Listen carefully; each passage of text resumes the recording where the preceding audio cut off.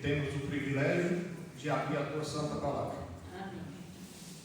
Convido os irmãos a abrir no livro de Lucas, do capítulo 15. Livro de Lucas, capítulo 15.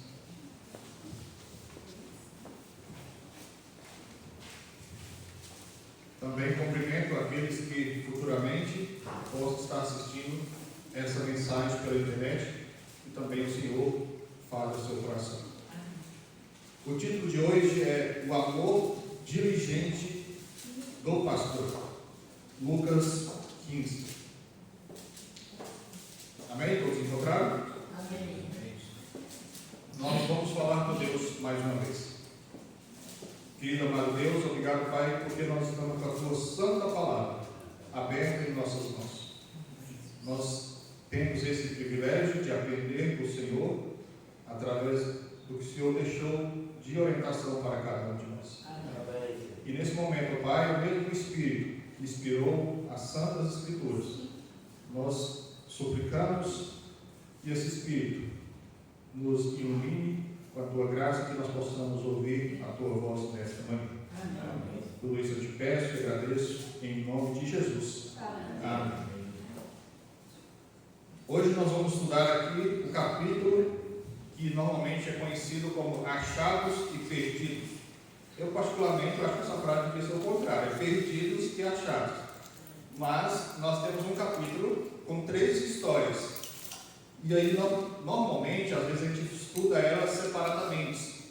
Mas a proposta de hoje é que nós vamos estudar todas o capítulo, as 3 histórias. Portanto, nós não iremos passar todos os detalhes das 3 histórias. E aqui o resumo dessas 3 histórias, dessas 3 parábolas, é o Deus que busca a igreja.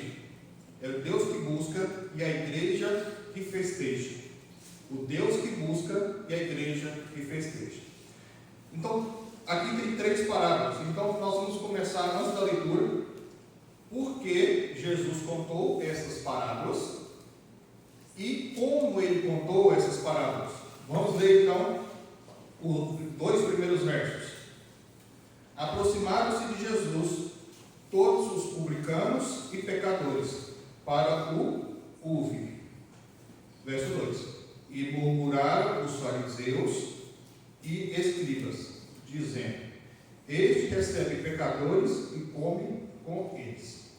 Nos 2 versos iniciais, nós vemos 4 grupos de pessoas. No primeiro verso tem 2 grupos de pessoas, no segundo verso tem 2 grupos de pessoas. E de uma forma ou de outra, esses grupos de pessoas simbolizam a gente. De alguma maneira, nós estamos representados nesses 4 grupos de pessoas. E ao longo das histórias que Jesus vai contar, as parábolas também nos representam de alguma maneira. Mas vamos, de forma breve, entender esses 4 grupos de pessoas. Primeiro que aparece aqui é os publicanos, que a Bíblia apresenta em algumas outras passagens como cobrador de impostos. E nós sabemos que Roma, que dominava ali sobre Israel, e as pessoas, eles eram muito nacionalistas e eles não queriam pagar imposto de maneira nenhuma para o império que estavam dominando. E esses cobradores de impostos normalmente eram judeus que cobravam impostos. E eles eram tidos como que? Traidores, e muitos deles eram corruptos. Lembra da história de Zaqueu? Então eles eram odiados pelos judeus religiosos. E aqui tem os pecadores. Esses pecadores, essa palavra engloba toda uma classe que normalmente é marginalizada, estará à margem da sociedade. Eles colocavam como todos pecadores. E aí no outro verso, então esses 2 grupos estavam o quê? Ouvindo, gostariam de estar o quê? Ouvindo o que Jesus tinha para dizer. E os outros 2 grupos que aparecem, fariseus e os escribas. Os fariseus eram aquelas pessoas que estritamente religiosas, estritamente seguidoras da Torá, dos mandamentos. E os escribas são aquelas pessoas responsáveis para copiar os textos sagrados, para manter os textos sagrados. Portanto, os dois grupos de pessoas eram extremamente conhecedores da palavra de Deus, que até então era todo de quê? O Velho Testamento. Entretanto, se nós formos aprofundar um pouquinho, se nós entendermos um pouco melhor, os fariseus, eles não eram de fato tão rigorosos na guarda da lei, porque não é possível guardar a lei sem amor, e eles queriam fazer desta maneira. Mas então vamos para a primeira parábola, e a parábola da ovelha. Antes de irmos para a primeira parábola, eu falei que para que Jesus contou as parábolas e como ele contou. Então, quero que vocês imaginem a cena. Aqui, os escribas e fariseus, eles não entravam na casa de um republicano ou de um pecador. Então, como que eles estavam vendo que Jesus estava ceando com eles? E a cena é mais ou menos assim: no terraço, onde tinha uma área de jantar, uma área de refeição, a rua passava em frente e quem passava na rua via quem estava em cima. Não via no primeiro piso, mas o segundo piso era avistado para quem estava na rua. Então, esses dois grupos de pessoas estavam passando em frente à casa e Jesus estava com os republicanos e os pecadores. E eles pararam, então, viram Jesus, viram a cena, e aí então começaram a criticar. E então, Jesus direcionou 3 parábolas. E vamos a primeira, a parábola da ovelha perdida. Verso 3. Então lhe propôs Jesus esta parábola: qual dentre vós é o homem que, possuindo 100 ovelhas, e perdendo uma delas, não deixa no deserto e as 99 e vai buscá-la, a perdida, até encontrá-la? E aí eu quero perguntar para os irmãos, se desejarem, podem responder. Quem que vocês acham, no sentido um pouco mais amplo, que representa essas 99 ovelhas? Alguém gostaria de dar uma resposta? Quem são as 99 ovelhas aqui? Alguém tem uma sugestão? Não? E quem são a ovelha perdida? Alguém tem?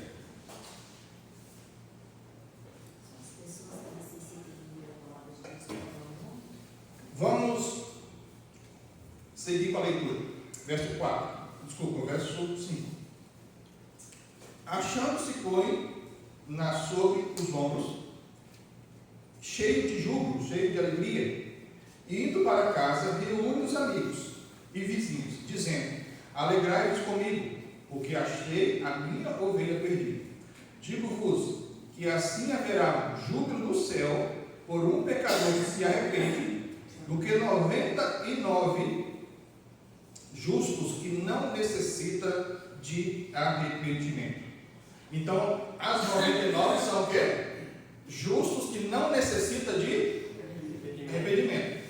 Quem são justos que não precisam de arrependimento? Tem? Vocês conhecem alguém? Tem? Sim, mas nós não conhecemos. Então, num sentido mais amplo, esses 99 ovelhas são pessoas de mundos onde o pecado não entrou. Não somos nós. Porque todos nós necessitamos de quê? De arrependimento. Então, muitas das vezes nós estudamos a parábola um pouco meia corrida e nós classificamos as 99, nós que estamos no caminho, e aquela ovelha perdida que está fora do caminho. Mas não é bem assim. Então, no sentido um pouco mais amplo, nós sabemos que há pessoas, há seres, além dos anjos, em planetas, em mundos que não caíram em pecado. Em algum momento nós podemos fazer um estudo sobre isso e demonstrar isso na Bíblia. Mas o que nós precisamos entender hoje, se essas 99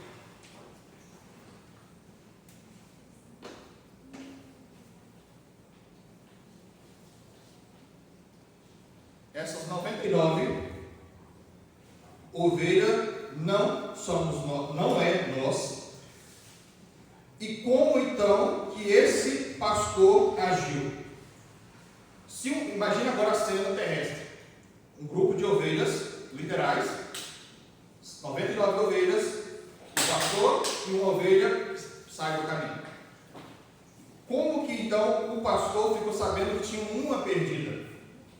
Foi quando ele foi contar as ovelhas, depois que ele reuniu no aprisco. E aqui, quando a gente vai para o texto original, dá o sentido que é um aprisco num lugar afastado. Por isso que algumas traduções colocam como deserto ou como campo. Então não era o curral das ovelhas no sentido próximo à comunidade, próximo à cidade. Era mais afastado. Porém, era um local seguro. Então o pastor traz as ovelhas até o aprisco, conta elas e percebe o quê? Que falta uma. Então vai em busca dos que faltam. Então Jesus, ele deixou as 99 em seus mundos, porque eles estavam o quê? Seguras. E Jesus vem até nós para o quê? Nos resgatar. E agora, a história literal. O pastor, quando ele vai em busca da alma perdida, ele vai que horas? À noite. Então, as ovelhas estavam seguras no aprisco, mas o pastor não estava em segurança. E quando Jesus deixa o céu, o rei do universo, ele então decide vir a este mundo, como ser humano, nascer de mulher, ele se colocou em risco. Da mesma forma que o pastor se colocava em risco para buscar uma ovelha perdida. Vamos, como eu disse, não dá para fazer todas as aplicações necessárias. Mas vamos então ver a última parábola, a penúltima, do meio aí, a parábola da dracma perdida. A palavra dracma também nós encontramos na Bíblia como denário. Então, a dracma e denário são sinônimos. Verso 8.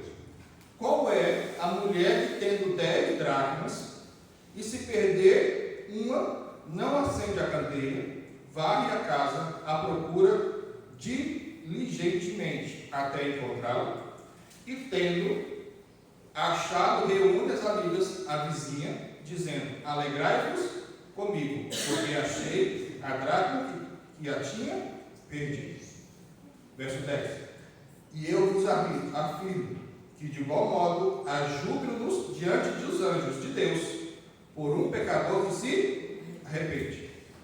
O que tem em comum nas 3 parábolas? As 3 parábolas há perdido, certo? Nas 3 parábolas há reencontro, certo?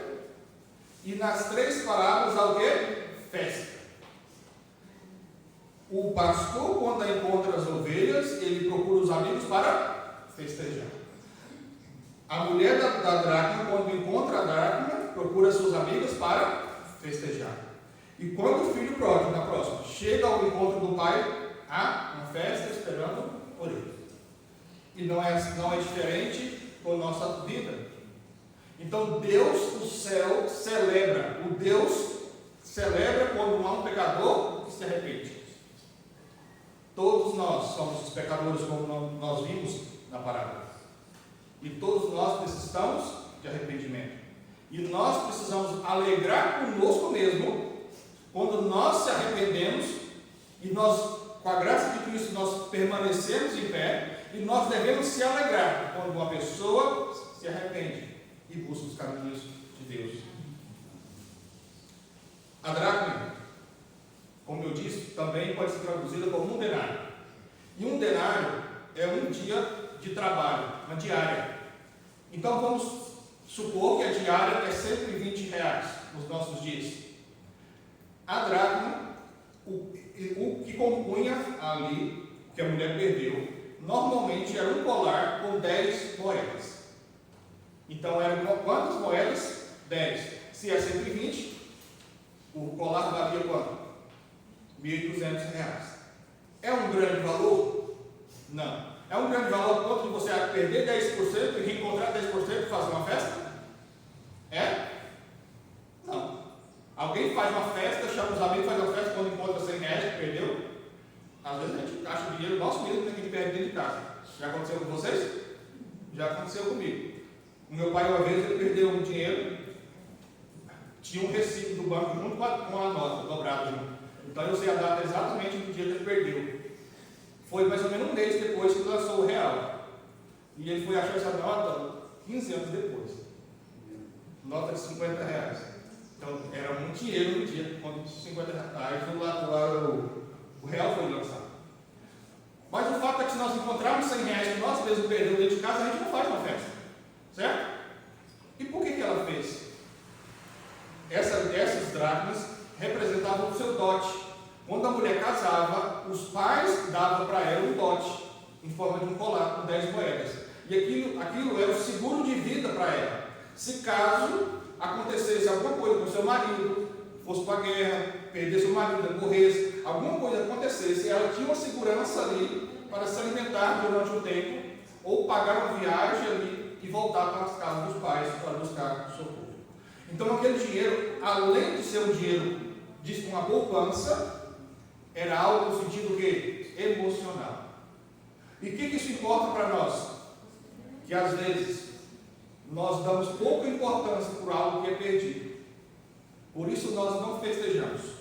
Às vezes alguma pessoa está perdida, às vezes nós mesmos estamos perdidos, e nós damos pouca importância para o arrependimento dessa pessoa ou de nós mesmos.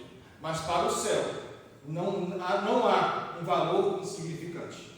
É algo emocional. Se uma pessoa se perder, é uma ferida no coração de Cristo que se abre. E por isso, sim, tem uma grande necessidade de nós se alegrarmos toda vez que há um arrependimento. Então, agora nós vamos para a parábola do filho pródigo. Vocês sabem o que significa a palavra pródigo? Às vezes nós ouvimos muito essa palavra e nós não sabemos o significado. E a palavra pródigo, ela pode ser traduzida como aquele que esbanja, aquele mão aberta, aquele que gasta sem pensar, certo? Então, se a palavra pródigo significa aquele que esbanja, a parábola também poderia ter o título, o pai pródigo. Por que poderia ter? Porque o pai é aquele que esbanja graça. O pai é aquele que não pensa duas vezes em conceder a sua graça para aquele que precisa de arrependimento. Mas aqui na parábola, então, a parábola é um pouco maior, não vou ler lá toda. Então aqui na parábola tem um homem que tem quantos filhos? 2 filhos. Quantos filhos estavam perdidos? Quantos filhos estavam perdidos? 1 ou 2? Quem acha que é 1 e quem acha que é 2? Pode manifestar. Os 2 estavam perdidos. E muitas das vezes nós se encontramos na mesma situação. Há pessoas lá fora que nós sabemos que está fora do caminho. E nós estamos perdidos dentro de casa. Lembra onde a dracma foi perdida? Dentro de casa. E muitas das vezes nós estamos dentro da casa do pai. E nós estamos perdidos. Na história da dracma, só para contextualizar um pouco, as casas naquela época normalmente não tinham muita janela, era pouco iluminado, o chão era de terra batida e acumulava muita poeira, sujeira debaixo dos móveis. Então era muito simples, muito fácil de perder alguma coisa. E por isso ela acende a candeia e vai procurar. E o que é a candeia que nós sabemos? O Espírito de Deus. Nós só conseguimos achar alguém perdido através do Espírito Santo. Porque nós mesmos possamos estar perdidos. E se o Espírito Santo não nos falar e nós ouvirmos, porque falar, ele fala. Se nós não ouvirmos o Espírito Santo, nós não se damos conta que estava perdido. E na parábola também da dracma, tinha sujeira, pó. Será que nós não estamos perdidos no meio de alguns pós, de algumas sujeiras, entre aspas? Será que está nos deixando sujo e nós estamos perdidos dentro de casa? Então, voltando aqui para a parábola do filho pródigo. Os dois estavam perdidos. Acontece que um deles não se dava conta que estava perdido, porque ele nunca saiu da casa do pai. E a história diz, lembra que quem estava ouvindo a história? Era para quem estava sendo dirigida? Os escribas e os fariseus. Quando Jesus contou as duas primeiras parábolas, eles ficaram assim mais ou menos neutros. Eles não estavam assim, não estavam muito irritados, mas também não estavam felizes. Quando Jesus começa a contar a parábola do filho pródigo, então a primeira coisa que o filho faz, pede a herança para o pai em vida, exige o que é de direito. Isso é uma afronta. Isso é desonrar o pai e a mãe, é contra o mandamento de Deus. Uma coisa é se o pai desejar dar herança ao filho em vida. Agora, o filho pedir, exigir, é um pecado grave. Então, quando Jesus começa a contar a história e os escribas e fariseus começam a ouvir a história, então ele pediu a herança e eles imaginaram: por que esse homem foi pedir herança? Que homem terrível, que pecado terrível. E já começou a imaginar o pecado do filho pródigo. E aí Jesus continua a história. E ele gastou tudo com meretrizes, bebedeiras, mundanismo. E então os fariseus, o quê? Bem feito. Eles pensaram assim, falaram assim: bem feito, está vendo? Foi pedir herança para o pai em vida e agora está lá, gastando tudo. E então agora perdeu tudo. E aí então ele fala o quê? Bem feito. Vamos ler, só para a gente não ficar somente citando, vamos ler o verso 15. Então ele agregou-se aos cidadãos daquela terra e os mandou para os seus campos para guardar de porcos. Para o judeu, que até hoje, os dias de hoje, considera o porco um animal imundo, não come a sua carne e nem toca em seu cadáver, até os dias de hoje. Então os judeus, os escribas, os fariseus, naquele momento falaram: bem feito, ele mereceu, agora vai cuidar de porcos. Bem feito. E será que nós não fazemos a mesma coisa? Será que quando a pessoa sai do caminho, ele perde um pouco ali o sentido do caminho correto e algo de ruim acontece com ele? E será que nós não fazemos a mesma coisa? Bem feito que mandou você pecar. Bem feito que mandou você sair da igreja. Será que isso não acontece? Infelizmente acontece. Isso demonstra o quê? Que nós estamos tão perdidos quanto quem estava lá, ou até mais perdido ainda. Porque nessa situação, o filho pródigo, sabia que estava perdido. E lembra que são três personagens na história. Uma dracma é um objeto. O objeto sabe que ele está perdido? Impossível, ele não tem consciência. Muito menos tentar achar o caminho. A ovelha, ela sabe que está perdida? Sabe. A ovelha sabe que está perdida, porém ela não tem a capacidade mental para poder procurar o caminho. Mas quando ela se afasta do rebanho, ela percebe que está perdida, ela vai o quê? Balir, que é o som que as ovelhas fazem. Ela sabe que está perdida, porém não tem forças, não tem condições de buscar o caminho. Mas ela pode fazer uma coisa, o quê? Balir. Em outras palavras, ela pode o quê? Orar. Há pessoas aí fora perdidas e elas não têm força para vir na casa de Deus, mas ela está orando, pedindo a Deus por força. E essa oração, muitas das vezes, ela faz a seguinte oração: Senhor, coloca pessoas na minha vida para que me ajude, para que eu fortaleça para voltar para os seus caminhos. E nós temos que ser o quê? A resposta a essa oração.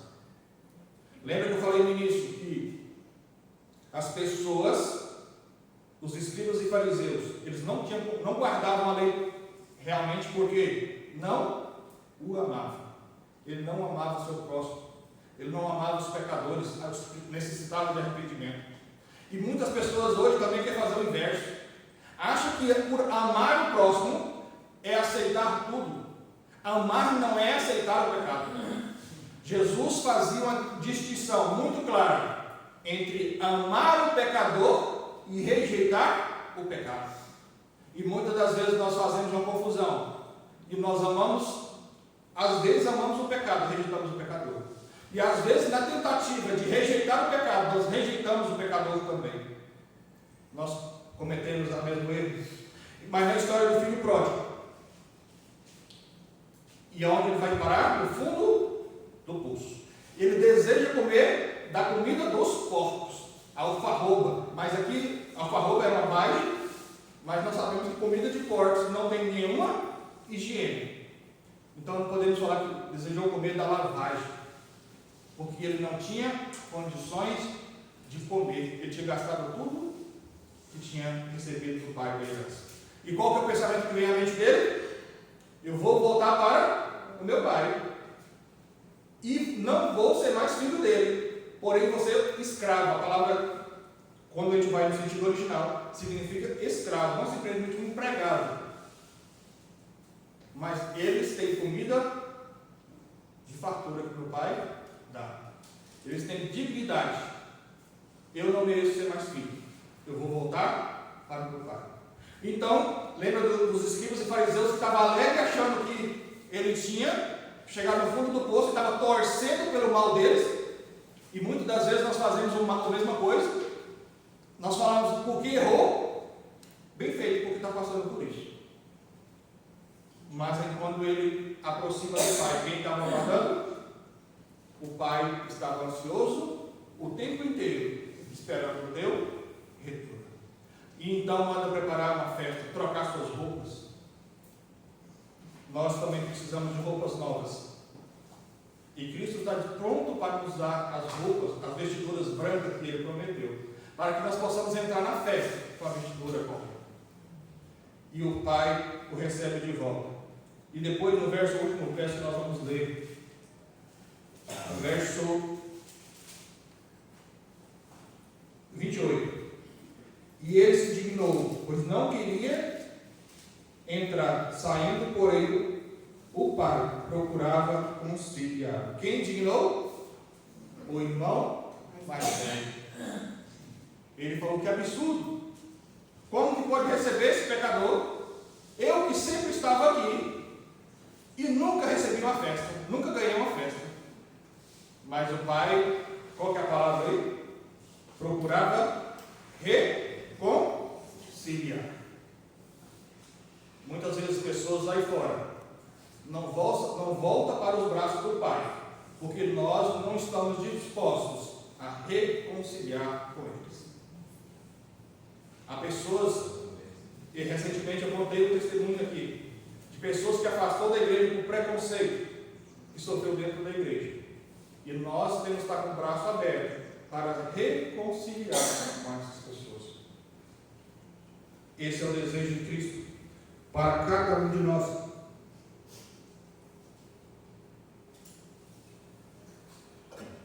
Reconhecemos que de uma maneira ou outra nós precisamos de arrependimento.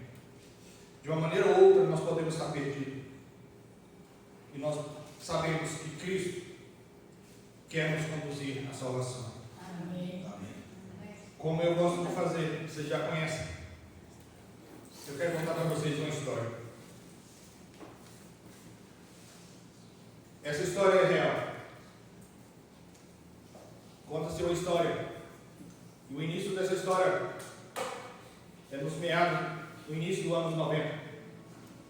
Conta-se uma história que havia uma ovelha rebelde.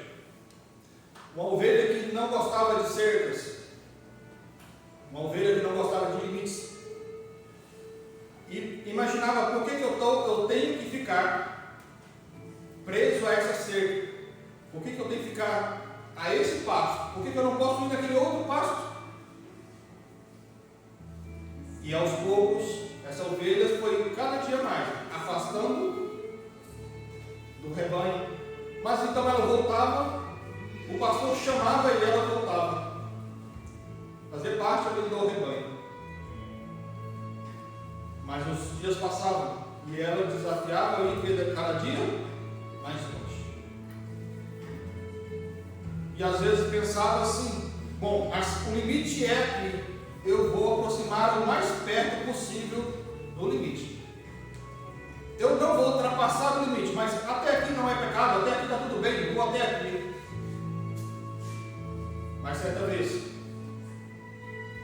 no desejo de ir para outros pastos, que na mente dessa ovelha era verdejantes, na mente dessa ovelha era tranquilos. Então essa ovelha decidiu ir para outro pasto e trilhou um caminho largo que aparentemente era seguro. Mas esse caminho, após uma curva, após uma descida, tinha um precipício. Essa ovelha então quebrou a perna. E ela ficou no fundo do poço com a perna quebrada, acidentada. E a única coisa que essa ovelha fez foi bater. E o amoroso pastor ouviu. Sabe quem é essa ovelha? Sou eu. Eu conheci a mensagem dos anos 90. Mas eu pensei que as limites que tinha na Bíblia, que minha mãe me ensinava, que a igreja ensinava, não fazia sentido. Eu queria ir mais além. Eu achava que estava seguro. Mas literalmente, eu quebrei a perna. Porque eu estava fora do caminho. E como nós vimos nas parábolas, eu ouvi de pessoas de dentro da igreja, bem feito. Você estava em pecado, bem feito. É a consequência do seu erro. Eu ouvi, às vezes não é exatamente essa palavra, mas o que a pessoa estava dizendo era isso.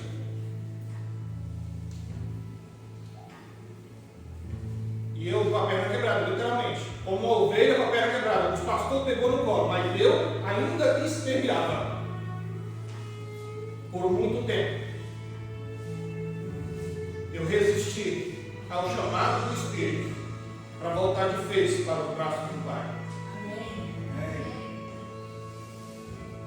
E nessa tentativa de volta, muitas vezes eu entrei na igreja aonde eu morava. Entrava mudo e saía calado. Era tido como invisível. Mas Deus nunca desistiu de mim. E é por causa de uma coisa que Ele nunca desistiu. Não que Deus desista, mas porque Ele insistiu tanto. Por causa de uma coisa. A minha mãe sempre estava com o joelho no chão, orando. Eu quero desafiar cada um de vocês e a mim também. Reconhecer primeiramente, reconhecer que eu posso estar perdido. Reconhecer que eu primeiro preciso de resgate. Eu preciso de arrependimento. Eu preciso crescer na graça de Cristo. Uma santificação. Para então eu poder ter o corpo transformado no dia da volta de Jesus e não terem mais a perna quebrada. Amém. Eu tenho literalmente a perna quebrada. Mas você pode estar com a perna quebrada também. Eu não sei em que circunstâncias você está quebrado. Mas só Jesus pode curar. Você que está ouvindo essa mensagem pela internet, você está com a perna quebrada. E se você não reconhecer que precisa de um médico, você vai continuar quebrado. E na manhã da ressurreição, para os que não buscarmos a Cristo, vai ressuscitar com a perna quebrada e será lançado no lago de fogo com a perna quebrada. Mas nós que decidimos buscar a Cristo, buscarmos ouvir a sua voz, se arrepender, nós seremos transformados num corpo glorioso e nós iremos para o céu para viver a eternidade com Cristo. E todo o pecado e toda sequela de pecado ficará para trás. Amém. Às vezes, consequência do nosso erro vai nos acompanhar enquanto nós estivermos nessa terra. Mas enquanto nós estivermos aqui, nós carregaremos as sequelas. Mas para que eu tenha o direito da vida eterna, para que você tenha o direito da vida eterna, as sequelas na mão de Jesus será por toda a eternidade. A marca do seu pecado, a marca do meu pecado, marcou as mãos de Jesus e ele ficará marcado por toda a eternidade. O pastor se colocou em risco para resgatar as 99. Desculpa, para resgatar a uma perdida, deixando as 99 seguras. Jesus poderia ter pecado. Jesus poderia ter falhado na sua missão. Ele se colocou em risco. Ele não simplesmente brincou de ser humano. Ele se transformou em um humano. Continuou sendo divino, mas ainda com a fragilidade humana. Para que você e eu pudéssemos ser salvos. E a Bíblia declara que se fosse apenas uma pessoa perdida, ele viria a si mesmo. Poderia ser apenas você. Jesus morreria na cruz para te salvar. E o que nós estamos fazendo deste amor? Qual a resposta que nós estamos dando a esse grande amor? Nós estamos buscando a crescer na graça. Nós estamos ajudando a tantos irmãos aí fora que estão perdidos na graça. E muitas das vezes você precisa ser auxílio com uma pessoa que está com a perna quebrada. Eu já tive na cadeira de roda por muito tempo, por 3 ocasiões diferentes. Já usei andador, já usei muletas e hoje uso ombregado. Eu preciso de apoio. Literalmente falando. Mas eu também preciso de apoio espiritual e emocional como qualquer pessoa. Mas a maioria das vezes nós estamos mais dispostos a criticar do que a apoiar.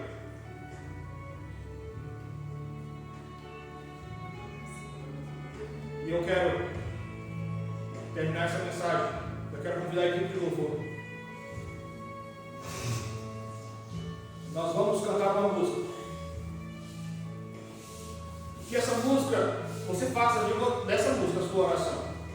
Porque de uma maneira ou de outra, você enquadra nas letras dessa música.